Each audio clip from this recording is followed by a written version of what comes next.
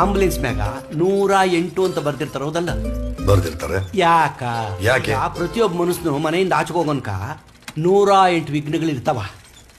ಆ 108ನ ಯಾರು ದಾಟ್ತಾನೆ ಅವನು ಹಂಗೇ ಮನಕ್ಕೆ ವಾಪಸ್ ಬರ್ತಾನ. ಅದ್ರಾಗ ಒಂದು ಮಿಸ್ ಆದ್ರು 108ನಾಗೇ ಹೋಯ್ತಾನ. ಊರಿನಾಗ ಒಬ್ಬನು ಸತ್ತೋದ್ನು. ಊರಿನ ಜನಗಳೆಲ್ಲ ನೋಡಿ ಎಂಥ ಒಳ್ಳೆ ಮನಸ್ಸು ದೇವ್ರು ಕಿತ್ಕೊಂಡ್ಬಿಟ್ಟ, ಎಂಥ ಒಳ್ಳೆ ಮನಸ್ಸು ದೇವ್ರು ತಗೊಂಡೋಗ್ಬಿಟ್ಟ, ಕಿತ್ತೋದ್ ನನ್ನ ಮಕ್ಕಳೆಲ್ಲ ಚೆನ್ನಾಗೇ ಅವ್ರೆ ಅಂತಾರೆ. ನಿಜ?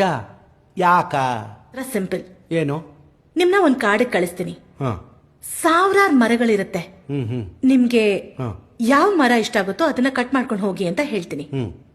ಯಾವ್ದು ಸೆಲೆಕ್ಟ್ ಮಾಡ್ತೀರಾ?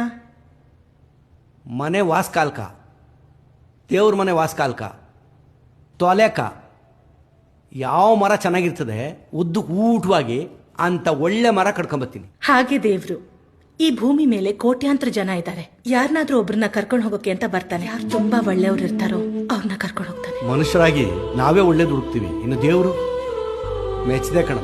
ಈಗ ಸಂಗೀತದಾಗ 7 ಸ್ವರಗಳು, ಕಾಮನ್ ಬಿಲ್ನಾಗ 7 ಬಣ್ಣಗಳು, ಸಪ್ತಋಷಿಗಳು 7, ಸಪ್ತ ಮಾತುಕೆಯರು 7, ಗಂಡು ಹೆಣ್ಣು ತಿರುಗಿಸೋದು 7 ಹೆಜ್ಗಳು. ನೀನ್ ಬೇಗ ಎಲ್ಲ 7. 8, 9 ಯಾಕಿಲ್ಲ? ಎಲ್ಲ 7, 8, 9 ಯಾಕಿಲ್ಲ? ಯಾವ್ದು 7? ಈಗ ಸಾಗರ 7. ಸಾಗರ 7. ಯಾಕೆ ಸುಖ ಸಾಗರ ಇಲ್ವಾ?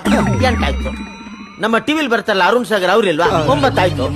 ಹೋಗ ಸುಮ್ನೆ ಇನ್ನೊಂದೇ ಒಂದು ಚಿಕ್ಕ ಪ್ರಶ್ನೆ, ಒಂದೇ ಒಂದು ಪ್ರಶ್ನೆ. ಈಗ ನಾನೇನಕ್ ಪ್ರಶ್ನೆ ಕೇಳ್ತೀನಿ, ನೀನ್ ಆನ್ಸರ್ ಹೇಳಿ. ನನ್ಕ ಕಣ್ಣೆರಡು, ಮೂಗಿನ ಹೊಳ್ಳೆ 2, ಕಿವಿ 2, ಕೈ 2, ಕಾಲು 2, 3 ಇದ್ಯಾ?